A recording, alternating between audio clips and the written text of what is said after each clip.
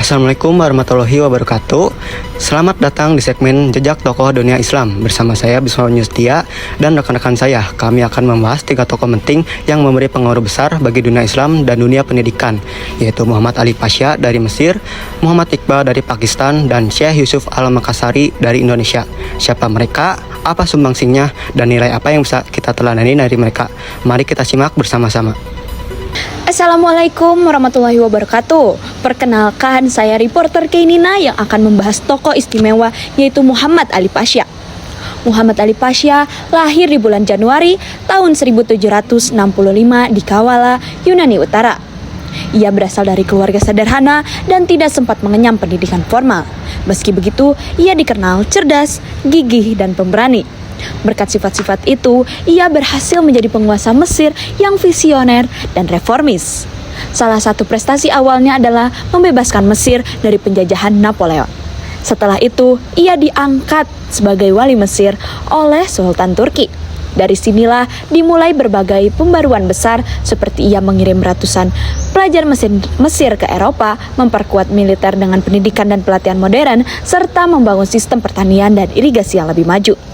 Namun yang paling menonjol adalah reformasi pendidikannya. Ia mendirikan banyak sekolah modern dari kedokteran, militer, teknik, hingga politeknik. Cukup sekian dari saya akan melanjutkan ke reporter selanjutnya yang ada di tempat. Silakan Nareswari, boleh dilanjut.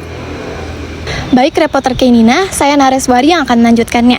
Ia juga menyusun kurikulum baru yang mencakup bahasa, sosial, sains alam, matematika, dan juga keterampilan hidup. Usahanya untuk menjadikan Mesir sebagai pusat pembelajaran Islam modern. Meski tak pernah datang ke Nusantara, pemikiran Muhammad Ali Pasha sangat berpengaruh besar.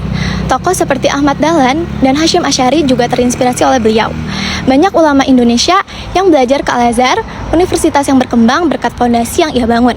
Dari beliau, kita belajar apa arti gigih, visi ke depan, dan berani membawa perubahan.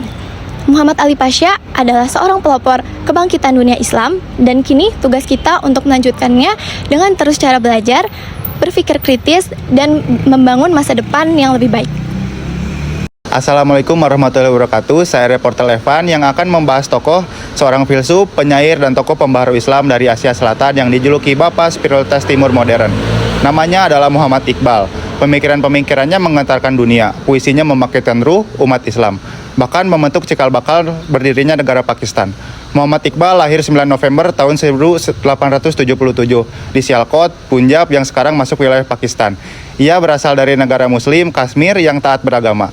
Iqbal menempuh pendidikan tinggi di Lahore, lalu meraih gelar doktor di filsafat di Jerman. Dan sempat belajar hukum di Inggris. Di Eropa inilah pemikiran-pemikiran Islamnya semakin tajam dan kritis. Namun yang membuatnya istimewa bukan hanya ilmunya, tapi bagaimana ia meramu puisi, filsafat, dan semangat kebangkitan Islam menjadi satu karya yang menggerakkan bangsa. Baik, terima kasih reporter Elvan atas kesempatannya. Assalamualaikum warahmatullahi wabarakatuh, sahabat dakwah yang berbahagia. Saya Erina yang akan melanjutkannya. Iqbal adalah penulis kitab filsafat dan puisi yang berpengaruh. Karya terkenalnya antara lain Asrari Hudi yang berarti rahasia diri dan Rumusi Bekhudi yang berarti simbol tanpa diri. Ia menolak fatalisme dalam Islam. Baginya manusia adalah makhluk aktif, harus terus berjuang membentuk takdirnya sendiri. Itulah inti ajaran Hudi atau keakuan. Iqbal menekankan pentingnya ijtihad, penggalian hukum Islam yang dinamis dan kontekstual. Ia percaya Islam harus terus hidup dalam dialog dengan zaman. Di atas segalanya, Iqbal ingin membangkitkan semangat umat Islam dari keterpurukan menuju kejayaan, dari kemalasan menuju peradaban.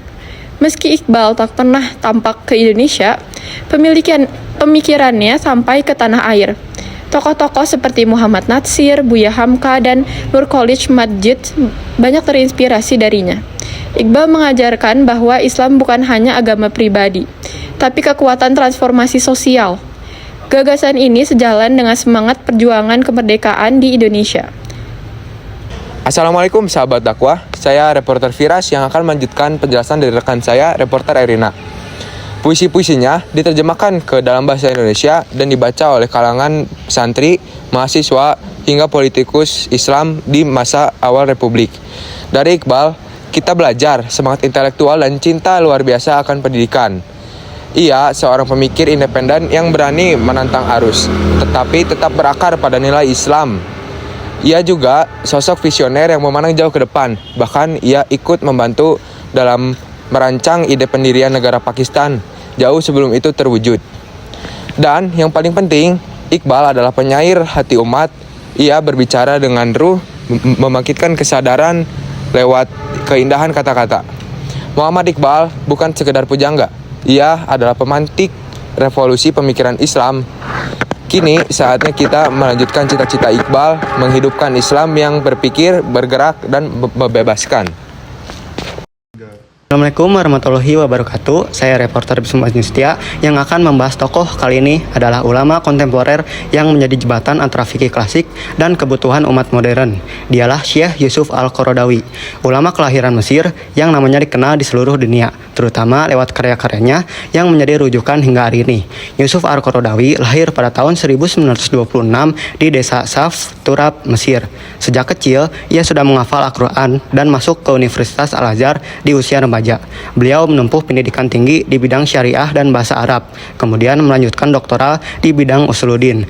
Di Al-Azhar, ia dikenal sebagai mahasiswa yang kritis dan aktif berdakwah. Beliau juga sempat dipenjara beberapa kali karena kritiknya yang tajam terhadap pemerintah Mesir. Namun, semangat keilmuannya tak pernah padam. Al-Qaradawi dikenal sebagai penulis produktif. Salah satu bukunya yang terkenal adalah Fikih Al-Awlawiyat atau Fikih Prioritas dan Fikih Zakat. Keduanya menjadi rujukan global. Ia mengembangkan konsep fikih muwazanat, yakni fikih yang seimbang antara antara teks dan konteks, antara ibadah dan kehidupan sosial, antara syariat dan kemaslahatan. Beliau sangat menekankan pentingnya moderasi dalam berislam, menghindari ekstremisme dan kaku dalam beragama. Assalamualaikum warahmatullahi wabarakatuh, sahabat dakwah. Saya Malika yang akan melanjutkan penjelasan rekan saya, rekan Bisma. Tak hanya itu, Al-Qaradawi juga aktif berdialog antar agama dan memperjuangkan toleransi sambil tetap tegas membela isu-isu umat Islam. Pemikiran Al-Qaradawi sangat berpengaruh di Indonesia. Banyak perguruan tinggi dan pesantren yang menjadikan bukunya sebagai rujukan. Ia juga dekat dengan ulama-ulama Indonesia seperti Buya Hamka dan Quraisy Shihab. Bahkan, Majelis Ulama Indonesia sering mengutip pendapatnya dalam fatwa-fatwa penting. Konsep Islam wasatiyah, Islam jalan tengah, yang kini digaungkan di Indonesia adalah gagasan yang juga sangat ditekankan oleh beliau. Dari Yusuf Al-Qaradawi kita belajar pentingnya berilmu sebelum berbicara. Ia teladan dalam keseimbangan antara agama dan kemanusiaan, antara prinsip dan keluasan. Beliau juga sosok berani bicara kebenaran, bahkan kepada penguasa, walaupun harus dibayar dengan penjara dan pengasingan. Dan terakhir, ia konsisten berdakwah dengan hikmah menyentuh akal dan hati umatnya. Yusuf Al-Qaradawi telah berpulang di tahun 2022, tapi ilmunya terus hidup menuntun generasi Islam masa kini. Mari kita teruskan perjuangannya menjadi muslim yang berilmu, toleran, dan solutif bagi zaman.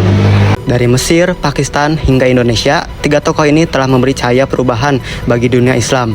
Mari kita jadikan mereka inspirasi untuk terus belajar, berkontribusi, dan menjaga nilai-nilai Islam. Saya Bisma Bunyustia dan seluruh tim pamit undur diri.